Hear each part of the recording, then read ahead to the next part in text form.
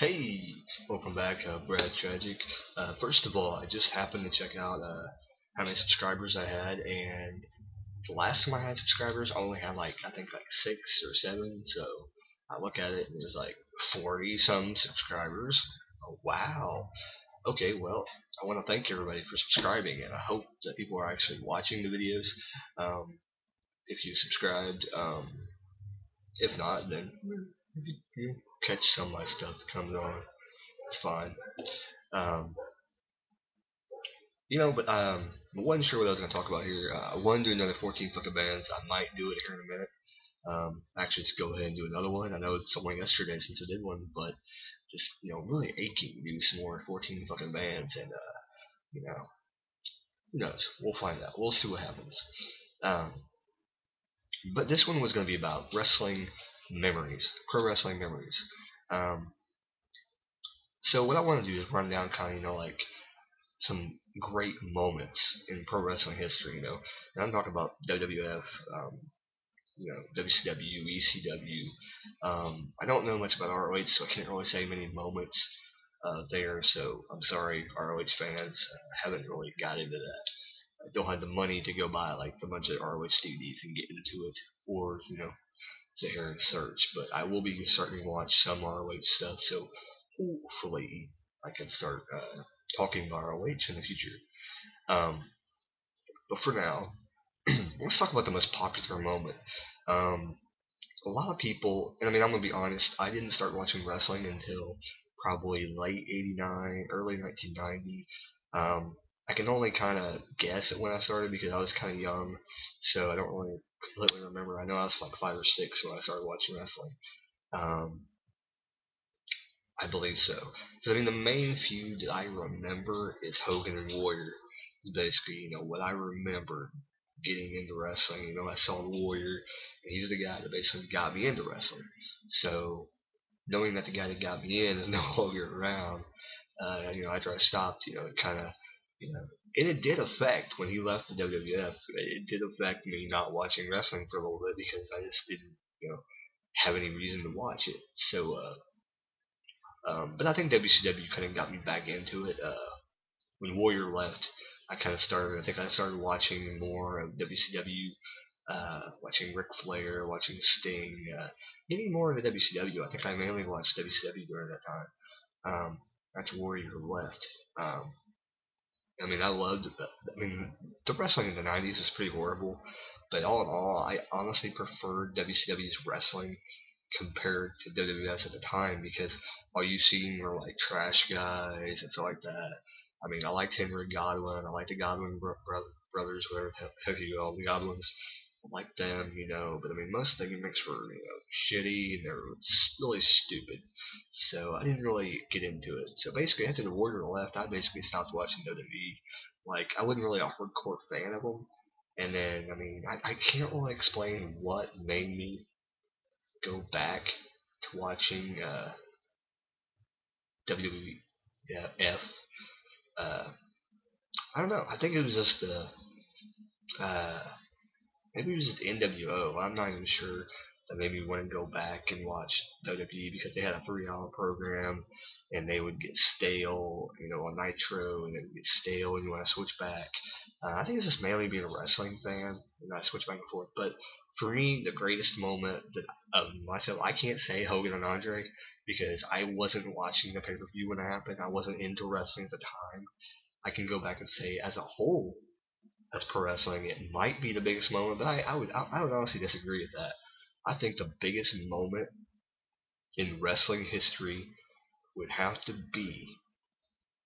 I mean, I'm probably gonna get a lot of hate for this. A lot of people are gonna say you're stupid, Brad Tragic. Uh, but I honestly think the biggest two moments in history is when Hulk Hogan left the WWE. That's one of the big moments. Second big moment is when he turned heel in WCW because I think for the longest time people never thought he was going to leave. I mean, when you heard he was retiring in WWF, you were like, "Oh man, Hogan's gone. He's gone." It's like, what's he gonna do? No one ever thought about him going to WCW. And then I think it was like a year and a half later. or like a year later. I don't think it was. It was a while. I think he stopped wrestling. He did take a break for a while, I believe, and then he showed up in WCW in '94. I think I could be wrong. Who knows? But I think he did take a little bit of break. Maybe it was only like 6 months. He did take a break, but when he showed up, it's like, I'll be honest. When he showed up in WCW, I was just like, no, fuck, whatever. I mean, to be perfectly honest, I have never been a Hulk Hogan fan. Never. Until he turned heel in WCW, I was all over him. Um, when I first started wrestling, I thought Hogan was okay. I enjoyed watching Hulk Hogan, but then the more I kept watching, it's like John Cena now. It's just like, fuck, is this guy ever gonna give anybody else a chance to hold this world title? This is bullshit. And it's like the same shit we see today with John Cena.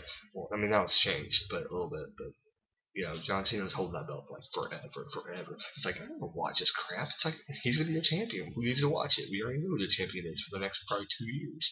So I mean, there you go. So I never really liked Hulk Hogan, and even in TNA now, I mean, I get kind of a Woody watching the TNA, but I mean, he's past his prime. Even Ric Flair, I enjoy Flair. He can talk like a mofo. I mean, nobody can deny that Ric Flair is probably the best talker in the business. Um, people may say other people, but I don't know. It's like seems to me like Ric Flair could probably be put like on a mic randomly somewhere and just say go, and he can talk just like Terry Funk. Terry Funk's a really really good talker too. Um, but I mean, I honestly think that those two guys are two of the best talkers in the business. Um, you can just probably give them like, and they can just go. You don't even have to give them a script. You don't have to give them nothing. Just hey, bash this guy, and they can just go at it. Start talking about jet planes and cattle prod in your ass or some shit. That's what Terry Funk would say. Stuff like that. So I mean, that's two of the biggest moments. And I think another moment that I really enjoyed was Hogan and Warrior clashing in the 1990 Royal Rumble. That was like the big moment I think for me because uh, and actually I saw that after I seen WrestleMania 6. I went back and I actually somehow I purchased the 1990 Royal Rumble and I saw the clash between them in there. And it's like, wow, this was the build up to this shit that was gonna go down at WrestleMania 6. I mean, it was really like people got that buzz. And they knew they had some money coming if they put these guys in a match. Um, you know, I mean, I can honestly say that's probably. I mean, people have said the one with Macho Man was really, really good, but I mean, if you think about any other match with Hulk Hogan and anybody else, I mean, I can honestly say, yeah, I guess Savage Match and Warrior probably would have to be better than that one. But as a Hulk Hogan match, it's probably one of the best Hogan matches that he probably ever had. Minus probably the Ric Flair one in WCW because I believe that was really damn good. I think their first or second encounter and a really really good match. Um, but yeah, the Warrior and Hogan match. I mean, I remember that being like epic. Like it actually being a pretty decent match. I mean, for two of the guys, supposedly, that, you know, can't, wrestle for shit. I mean, I think they did a pretty good job. It's probably one of Hogan's best matches. I mean, I could be wrong. Somebody thinks any other match Hogan had was better. Let me know. Like I said, one Ric Flair, I think, in WCW is really good too. Um, uh, Wrestling wise, I would say. Entertainment wise, Hulk Hogan and The Rock, yeah, definitely. I mean, I saw that. That was I owned that DVD for a while just because of that match. And yeah, it was pretty. The pops, the pops was great. Um, but yeah, the other moment was when it was actually believable that you had Hogan and these band of misfits from WCW like running amok and it looked like man they are actually going to take over WCW blah blah blah and they actually did like a couple nights uh, and it was like wow and that's something in history like in WCW it's just like I'll never forget the time they tore down the Monday Nitro sign. I think that was when they were getting ready to get a new logo. You can always tell when they're getting a new logo because somebody tears down the old one down somehow in the storyline. Um, but yeah, uh, but yeah, that was a moment too. I think the other moment is it's something really stupid, but for some reason I just can't. I'm probably never gonna forget it. Is Lex Luger wins the world title on Monday Nitro. I'll be honest, Lex Luger sucked. I never liked Lex Luger. Never, ever liked Lex Luger. He's horrible. I don't know what anybody's seen in him, but he was fucking horrible. The torture rack was a great move. All right, I give him that. But I'm sorry, he came down to the ring every time I watch him wrestle. I'm just like, this guy. It was like Luger again, and then they put the world strap on him. I was just like, well, I'll be watching WCW for a while. But then he ended up dropping the belt. I believe dropped it back to Hogan or the Giant or something at that point. But I mean, I remember watching that, and I was just like, I was excited because it got off of Hogan, I think. But in the same aspect, it was like, God, him? And they're acting like a big ass celebration, like he beat him and everything. And it's like, good God, Luger? It's like, they could have picked anybody else. Hell, they could have put the belt back on fucking Ron Simmons. It would have been better. At least Simmons could fucking, wrestle. Uh, oh God, I don't know. I don't want anybody else. If anybody sees anything of Lex Luger, comment down below. Let me know what was the big thing about Lex Luger. He was a buff motherfucker. That's about it. And he could do the torture rack. I guess he could talk on the microphone. I don't really know. He wasn't that great on the microphone either. So I don't understand. Yeah, probably about as good as uh, yeah. I don't know. Jack Swagger.